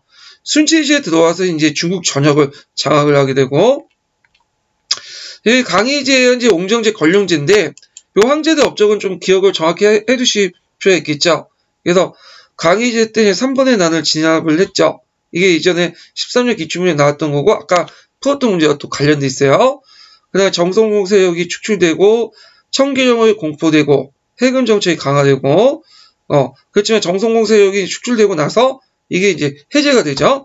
예전에 이제 12년 기출문제 관련돼서 한번 시험 문제 나왔고, 그런 네른치스크 조약을 맺었다는 거. 옹정제 때는 예전에 시험 문제 나왔던 게 항태자 밀건법이야. 그래서 그 청조약 항의계승법을 이제 제정을 했죠. 지정문제 실시했고, 그다음 문자욕을 일으켰고요. 문자욕은 강희제, 옹정제, 권룡이 다 있어요. 예. 그다음 대의강미를 저수해서 어떤 이제 그 오랑캐 기준, 그러니까 중화의 기준을 중화 오랑캐 기준을 이제 지역이나 혈통이 아니라 문화적 역량으로 가지고 이제 나눴다. 그래서 하위사상 이동적 극복하는데 큰 역할을 했고요. 그다음 카르타 조약 같은 걸 체결했다. 자, 그다음 권룡제는 이제 영토를 확대했죠. 버마 월남을 속보로 삼았고, 그래서 현재 중국 영역을 거의 일치시킨다. 그래서 권룡제 뭐냐면 학장 과정, 정복 과정이 그 예전에 한 11년 기출문제 나왔어요. 자, 그러면 이제 넘어가서 이제 14번 문제 볼게요. 14번 문제. 14번 문제 넘어가기 전에 잠깐 꼭 보너스 문제 있네요.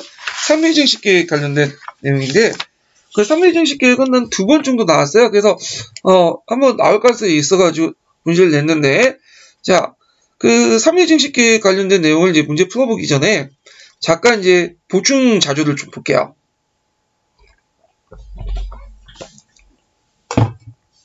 자, 3회 증식 계획의 명분은 조선 내 쌀의 수요를 대비하고 쌀 수출을 통해서 농가 경제 향상을 도모했고요. 그 다음에 제국의 식량 문제를 해결하려고 했죠. 그래서 일제가 조선을 일본 식량 공급지를 만들기 위한 시시한 농업 정책이었다. 배경은 자, 일본의 자본주의 종립에 필요한 저임금을 유지하기 위한 미가 정책으로 식량 대책이자 조선을 식량의 공급 기지로 만드는 식민지 농업 정책이었고요. 그리고 이제 또 일본의 상업화 정책은 이때 1920년대는 일본이 경기가 제일 발달됐던 시대예요. 그래서 이촌항도 현상이 이제 확산되면서 부족한 식량 부족 상태를 초래하게 되고 쌀값 폭등이 일어나죠. 그래서 부족한 쌀을 한국에 수탈하려고 했다. 그래서 총 이제 그 2번에 걸쳐서 했고, 물론 3차가 있긴 있는데 3차는 이제 3회 증식 계획이 원래 목적은 좀 다르게 일제 공출지 1단으로 실시됐기 때문에 의미는 없고요. 그래서 보통 1차, 2차 이렇게 나누죠. 자, 그리고 예전에 한번 시험 문제 나왔던 것이 방법에서 토지 개장과 농사 개장 있죠. 그래서 토지 개장 사업은 관계시설을 개선하고 지목을 전환하고요. 그리고 개간이라든지 간척이라든지 이런 것들. 천수닭 같은 경우에는 별다른 저수지 시설이 없고, 천수라는 건 하늘에 비가 내리는 거죠. 그게 의존해갖고 이제 밭을 견작하는 거야, 논밭을. 그걸 이제 뭐냐면 저수지를 만들어가지고 수위다 시키는, 그죠. 그래서 이제 토지 개장 사업에 제일 중요한 게 관계시설을 만들기 때문에 수의조합 같은 걸 만들었어요. 그래서 이 수의조합이 만드는 과정에 여러 가지 부작용이 있어요. 이 부분은 문제 풀면서 좀 얘기를 해보고요. 그다음 농사기장 같은 경우는 품종개량, 비료 사용 증가, 경종법, 이렇게 근데 개선, 이렇게 이제 보시면 되겠죠? 증가라고 되어 있는데, 경종법, 개선, 이렇게 보시면 될 것 같아요. 그래서 경종법은 뭐 농가 밭을 가는 여러 가지 이제 김매기 작업, 씨 뿌리는 작업 등등 이런 것들 농사 기법하고 관련된 거예요. 그래서 되게 일본식으로 이제 바꿔놨죠. 일본 사람들이 좋아하는 품종을 심어가지고 대량으로 생산하는 그런 체제를 마련했다. 자, 근데 이제 원래 일제가 계획했던 거에 비해서 많은 생산량을 산출하지 못했어요. 그래서 그 이유를 이제 보면 토지 개량을 계획해서 농산물을 증대시켜 일본으로 쌀 수출하려고 했지만 토지 개량은 했는데 농사 개량이 이제 잘 안 돼서 부진해서 실적이 미비했고요, 상대적으로. 그래서 불황으로 사업 자금을 이제 조달이 어렵고, 그리고 이걸 전담할 수 있는 특수회사를 설치하지 않았다는 거. 그 다음에 총독부가 원하진 않았지만 토지 개량을 위한 수익보다는 토지 수요에 대한 수익이 높았어요. 그러니까 대농장을 만들어서 쌀 생산하는 것보다는 땅 투기해갖고 이익을 챙기는 그런 현상들이 높았죠. 그리고 농민들의 강력한 반발. 그래서 1920년대는 거기에 소작쟁이가 아마 제일 많았었던 해거든요. 30년대 초반과 함께. 이때 이제 20년대 소작쟁이의 배경은 산미증식 계획이에요. 그래서 산미증식 계획 결과 그 당시 일본인 대농장들이 학대돼 나가고, 그리고 고유의 소작률 징수하다 보니까 그게 반발해서 일어났다. 자, 그 결과를 보면 증상량이 계획보다 적은 가운데 수탈량이 많았고, 식량 구조에 빠지게 돼서 중국부터 콩과 조를 수입하게 되죠. 그리고 수의조합이 지주 중심 운영되고, 그리고 그때 중소지주나 자작농, 소작농 같은 경우에는 그 높은 수의조합비를 내야 됐어요. 그래서 그 당시 돈이 없다 보니까 은행에 돈을 빌리게 되고, 근데 이게 너무 고율로 빌리다 보니까 어떻게 돼요? 나중에 돈을 갚지 못하고 어떻게 파산되거나 아예 이자가 너무 높아서 아예 빌리지 못하거나, 그래서 이런 것들이 이제 그 당시 중소지주층이나 자작농이 몰락하는 배경이 되죠. 그 다음에 이제 토지조사 사업과 함께 마찬가지로 그 당시 지주층들이 총독과 결합이 돼요. 그래가지고 이제 이 당시 이 사람들이 타협적 민족주의자가 되고요. 그리고 미국의 상품화, 미국의 단자가, 그래서 쌀만 생산하게 되죠. 그래서 자연적 경제 동동에 취약한다. 흉년이라든지 쌀값만 폭락하면 망하게 되죠. 예. 그래서 소작쟁이가 빈발하고요. 농민운동이 본격화되고, 그 다음에 농민 생활이 악화되면서 하전민이 되거나 만주나 일본 등지의 이주민이 증가됐다. 이렇게 이제 보면 돼요. 자, 그러면 보너스 문제 2번 문제 풀어보면, 자, 여기에 이제 기획의 경제적 배경을 서술해 보시오. 이거 이윤과 관련해서 설립된 방간제. 방간제는 이제 민간과 간이 같이 설립한 어떤 그런 기구인데, 그 기구의 명칭을 써보고 이 기구의 운영의 문제점을 쓰시오. 자, 일본에서 쌀 소비는 연간이죠. 연간.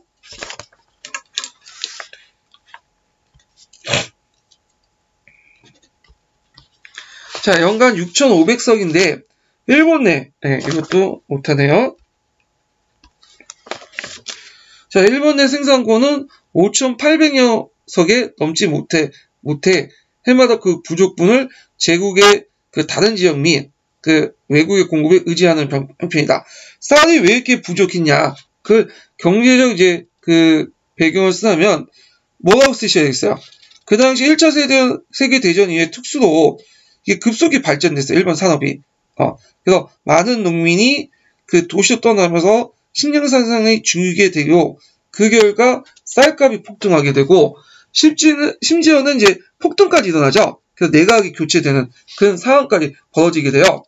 그래서 이제 부족한 쌀을 이제 산미증식 계획을 통해서 조선에서 이제 가져가려고 했던 거죠. 자, 그 다음에 이제 토지개장. 토지개장의 주요 내용이 아까 제가 뭐라고 했죠? 관계시설을 만드는 거죠. 그래서 관계시설을 만들기 위해서 저수지 같은 것들을 만들어야 되잖아요. 근데 이 저수지를 만들려면 돈이 필요해. 그래서 한 사람이 돈 가지고 안 되니까 여러 사람들이 돈을 모아가지고 수의조합을 만든 다음에 거기에 수의조합비를 각출해갖고 그 저수지를 만들게 되죠. 그래서 거기에 이제 반간제 조합 기구는 수의조합 이렇게 쓰시면 되고요. 그래서 이 반간제는 아까 얘기했던 정부가 주도를 해갖고 민간이 참여하는 방식으로 해서 만들어졌고요. 자, 이 기구의 운영의 문제점은 뭐냐면, 이거 꼭 외워두세요. 그 총 면적 3분의 2에 해당하는 토지 소유자의 동의가 있으면 성립될 수 있는 조항 때문에 그 당시 그 지역 내 많은 토지를 갖고 있는 대지주들이 일방적 결정에 의해서 조합이 결성되고, 일단 조합이 결성되면 나머지 사람들은 거기에 동의하든 동의하지 않든 자동으로 거의 가입하는 거야. 강제적으로. 그래서 조합비, 수의조합비를 물어내야 됐다. 그리고 수의조합비도 이게 되게 비싸요. 그래서 상당히 많고, 그 다음에 그 중소지도 자작농에서 조합비를 물지 못하면 거기 이제 파산이 되고, 이 땅을 다시 일본인 지주들이 토지를 값싸게, 일본인 지주들에게 토지를 값싸게 파는 일이 이제 일어나게 되고요.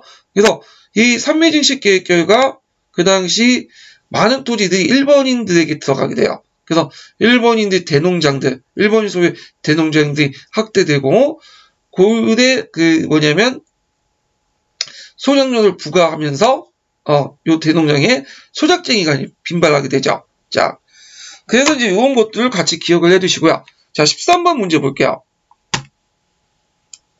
자, 14번 문제 14번. 프랑스 대혁명 때 일어난 내용인데, 국민공예와 관련된 내용이야. 국민공예. 자, 국민공예 이제 내용들 이제 보면, 자, 그러면 국민공예 그 이념과 이제 한계를 보면, 자, 국민공예는 이제 이념적 사회민주주의를 지향했고요. 그 다음에 이제 그 민중운동과 혁명정부를 결합시켜서 그 종전에 이제 공예 때에 국민공예 때에 그러니까 국민의회 때에 대의제에 입각한 그 부르주아 자유주의 틀을 타파했다. 이렇게 보시면 되죠. 자, 그래서 국민공예 때는 공포정치가 실시됐죠. 그래서 공안위원회와 혁명위원회, 이렇게 이제 두 개의 위원회가 그걸 주도를 했고요. 그 과정에서 이제 지도동파를 수청하고, 왕과 왕비를 수청하고, 자코뱅이 이제 주도권을 장악을 했어요. 자코뱅이 이제 그 대표적인 사람이 로벤스피에르죠. 그 다음에 이제 민중 간의 관계를 보면, 초창기 때는 협력 관계였지만, 그 엘베르 수청과 방통주법이 보류돼서 관계가 단절돼요. 그래서, 위기에 이제 처해져 있고, 그 다음에 이제 그 밑에 방통주법 있죠? 그거 좀 파악을 해 두시고요. 그 민중운동을 나중에 약화시키려고 하죠. 그래서 최고존재 예배를 경행하고, 그 다음에 국민총회 상서단을 폐지시키고, 혁명군을 해체하여 국민군을 편입시키고요. 그 다음에 상키르트라고 해갖고 이제 그 혁명을 주도했던 세력도 있어요. 국민공예. 그래서 그들을 공무원화 시켜가지고 빠릿고문을 이제 그 상키르트에 모여있는 빠릿고문을 순치시키려고 했다. 길들려고 했다. 자, 그래서 93년법을 실시하죠. 그래서 그때 이제 93년 인권선언도 같이 이제 공표하고, 능동적 시민과 수동적 시민을 없애서 보통선거를 규정했고요.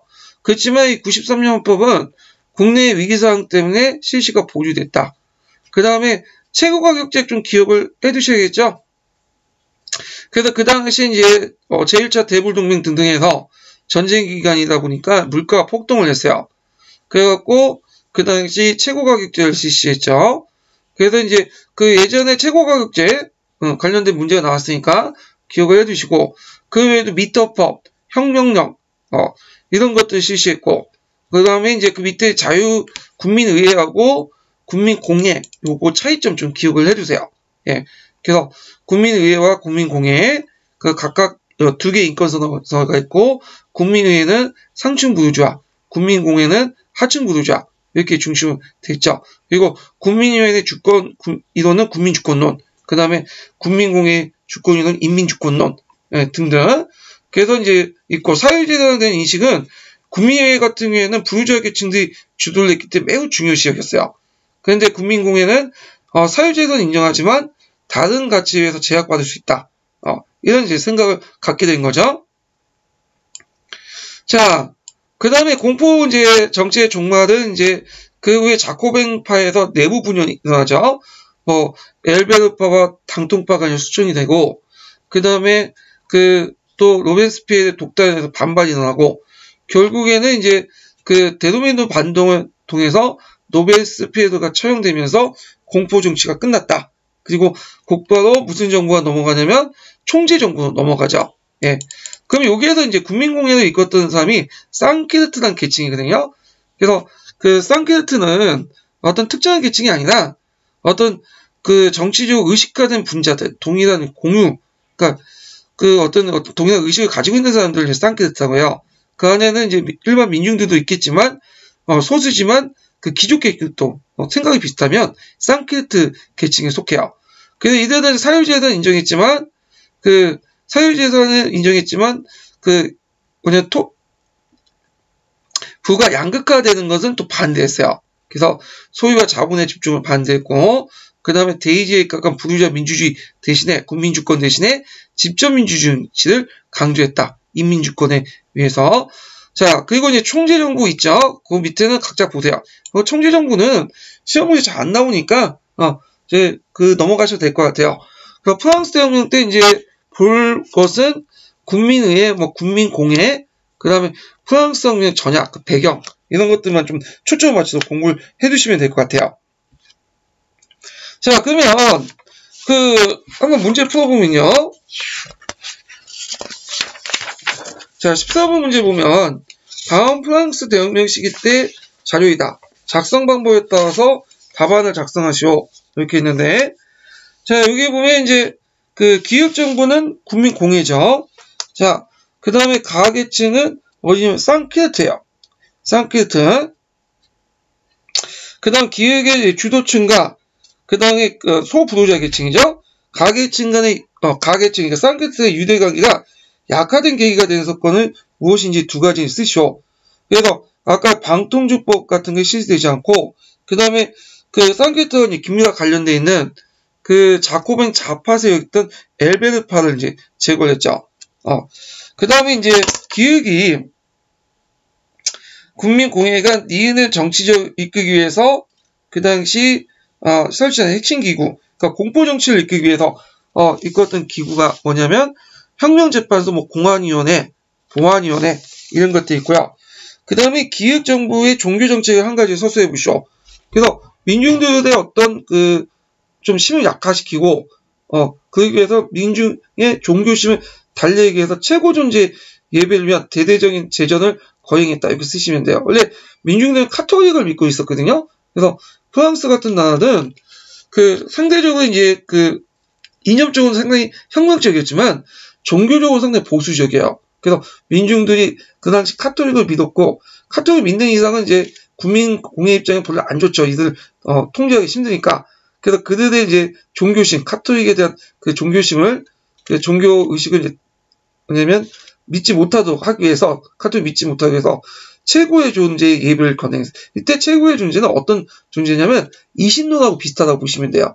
예, 이신론. 그러니까 성경에 나온 인격적인 어떤 신이 아니라 그건 이신론에 입각한 최고의 존재의 예배를 가행해서 대대적인 제전을 거행해서 그 당시 민중들이 믿고 있는 카톨릭과 민중들과 카톨릭을 단절시키려고 했다.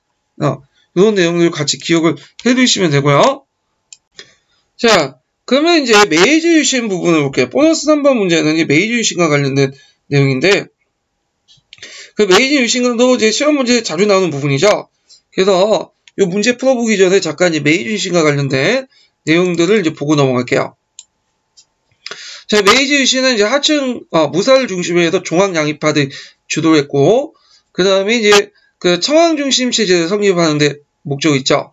그래서 메이지 새 정부가 수립하는 과정에서 메이지 청왕이 직접 나와서 5개조 서문을 발표해요. 그래서 5개조 서문과 관련된 내용이 3번 가와 관련된 예문에 있죠. 자, 그래서 여기에서 이제 공의정치론의 논의가 반영되고 청왕 중심의 중앙집권 체제가 확립됐다. 그래서 이 공의정치론의 영향은 예전에 한번 시험문이 나오는데 후에 자유민권운동이나 다이쇼 데모크라시 때 입헌사상에 큰 영향을 준다. 이게 04년 기출문제 나왔죠. 자, 개혁의 목표는 서양의 문물을 적극적으로 수용해서 중앙 집권화하고 입헌군주의 확립을 목표로 했다. 그래서 정치적으로는 이제 종전에 이제 번을 해체시켜가지고 판전보각, 그래서 토지와 인민을 청하게 봉황을 하고, 형식적으로 이제 예전에 다이모들이 그 지번세를 받게 되죠. 그걸 가도기를 거쳐갖고 폐번치연을 담행했죠. 번을 폐하고 현을 설치하죠.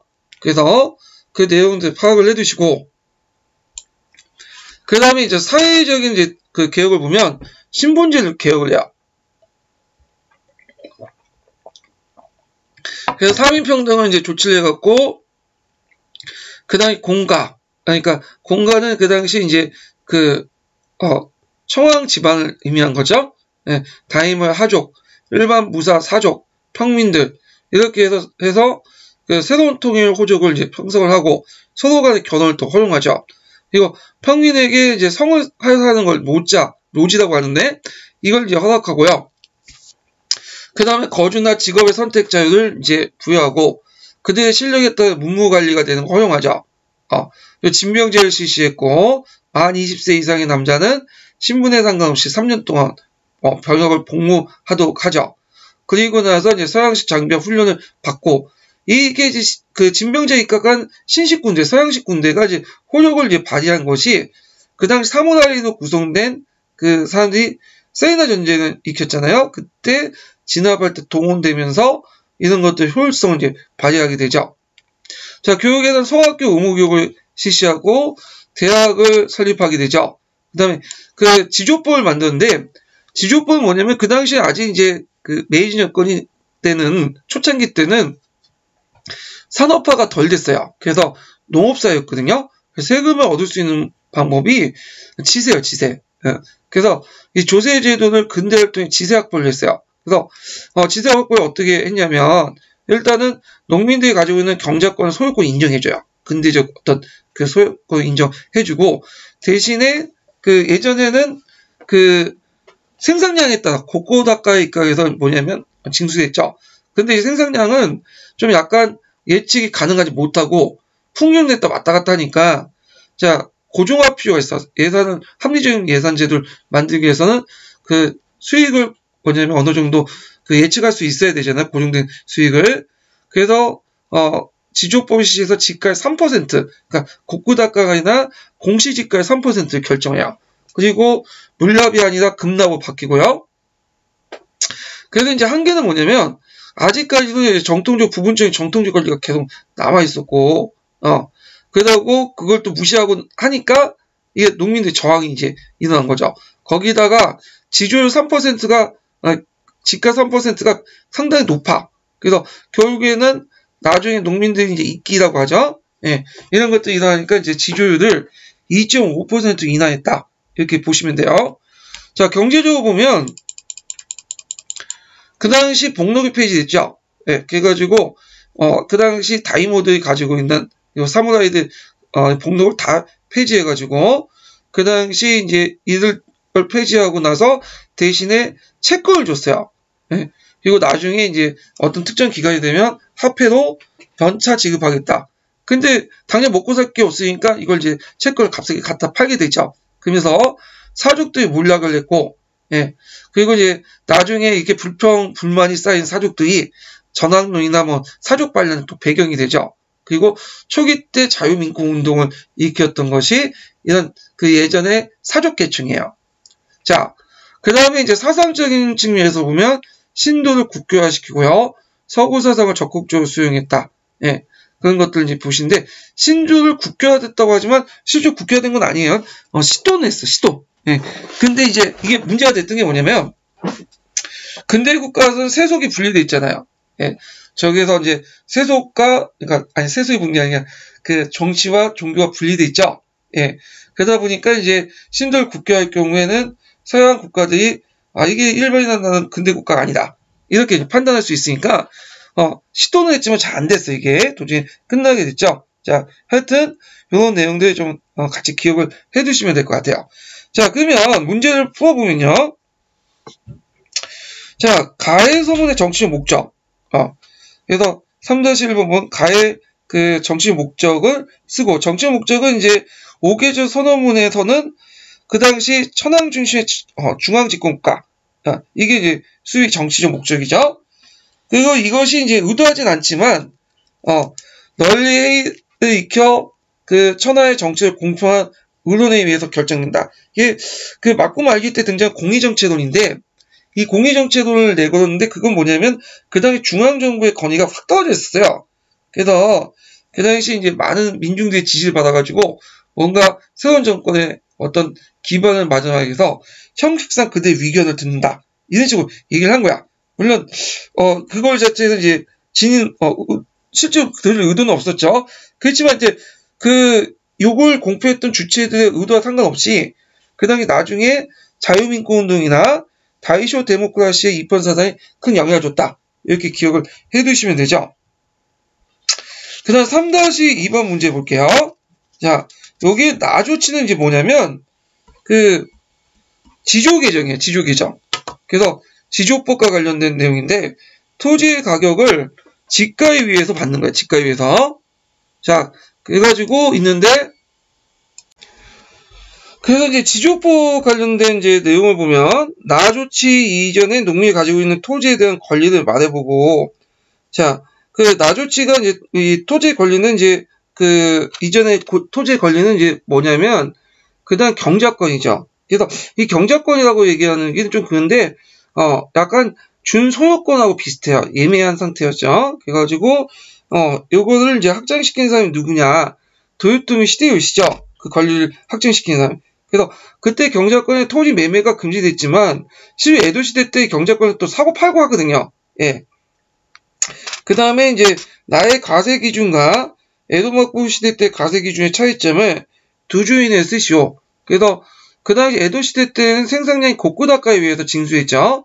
그래서 한 해 풍년에 따라 진수를 했고, 근데 메이지 시대 때는 지가로 진수했다. 왜냐면 일정한 그 세액을 정기적으로 확보하기 위해서, 그래서 지가가 이제 객관적 기준이 될 수 있기 때문에 그런 거죠. 자, 그 다음에 다사료에 들어갈 미추신 A의 조치의 명칭과 내용을 구체적으로 쓰시오.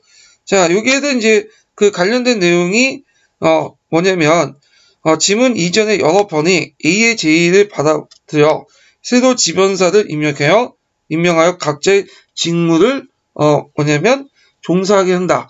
자, 이거는 판적봉안이에요. 그래서 판적봉안이라는 뜻은 뭐냐면, 그 다음에 호적이나 이런 것들을 누구한테 갖다 바친다는 거예요.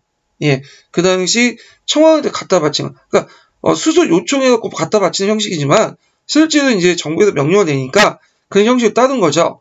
그래서 이제 그 내용은 그 당시 토지와 인민을 청와대에 봉안하고 구번주들, 예전에 다이모들 있죠. 이들을 이제 지번사로 임명해서 행정을 맡기는 거죠. 그래서 번외 형태는 그대로 유지했다. 그리고 그 사람들에게 이제 그 월급은 누가 주냐면 메이지 정부가 주는 거야. 그래서 예전에 그 연공을 받는 게 아니라 그 메이지 정부가 이제 봉급을 지불하는 형식이 되는데, 그래서 판적봉안 그 다음 단계가 뭐냐면 아예 없애고 그 예전에 그 번들 헤쳐 모아가지고 부연제시시에서 그 각각 중앙에서 관리를 파견하는 폐번치연 단계로 넘어가게 되죠. 자, 그 다음에 이제 4번은 뭐와 관련된 내용이냐면 송나라태조의 이제 황제권 강화 내용이거든요. 그 관련된 내용을 이제 문제 풀기 전에 저기 보충자료 관련된 내용을 이제 보고 넘어갈게요. 자, 몇 페이지 펴보시냐면 15페이지 펴보세요. 15페이지.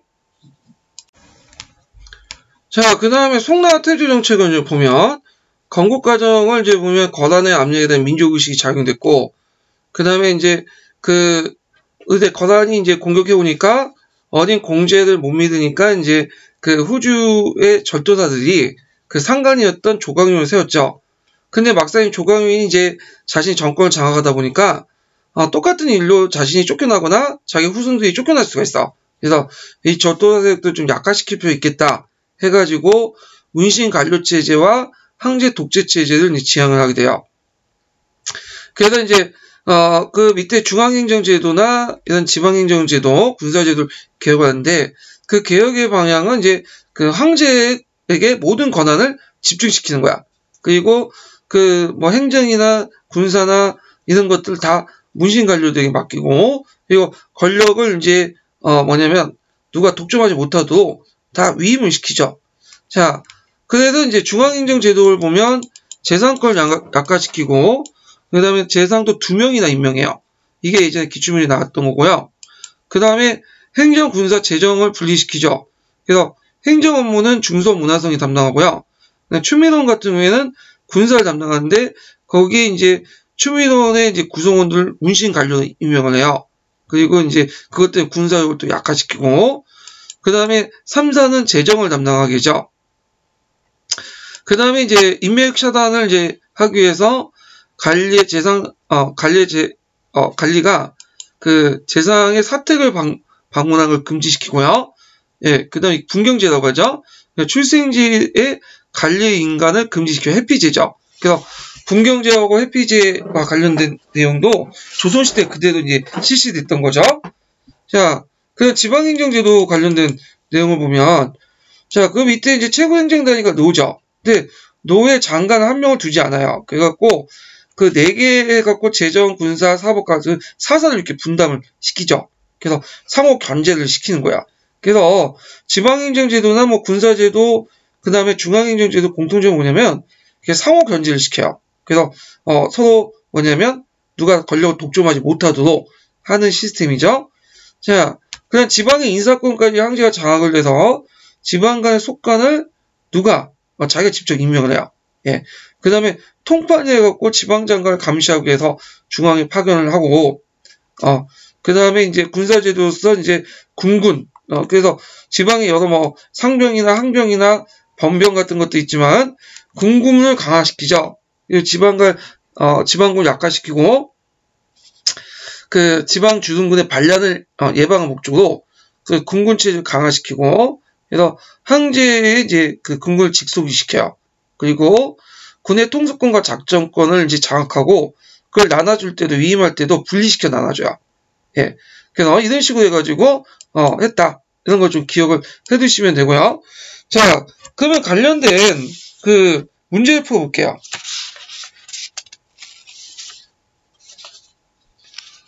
자, 다음 가의 기획을 담당했던 그 송나라 때 기간을 써보고, 그 당시 니은의 그 구체적인 내용을 서술해 보시오. 그래서 송나라 때 이제 군사권을 이제 관련된 것, 담당보다는 총괄했던 기간, 이렇게 하는 게 낫겠네요.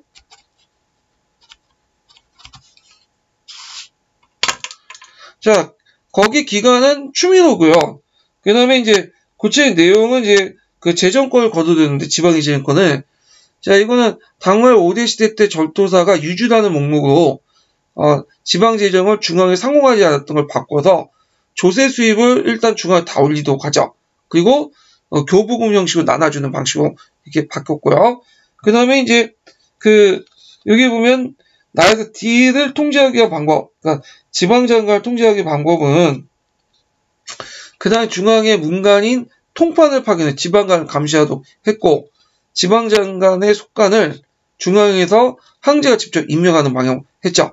그리고 이제 여긴 안 나왔지만 뭐 지방의 총관, 장관을 노예 장관은 이제 사사로 해가지고 나눠서 이렇게 임명하는 그런 것들 같이 서술하시면 되겠죠. 자, 그래서 이제 여기 A형이 끝났고 좀 쉬었다가 B형으로 넘어갈게요.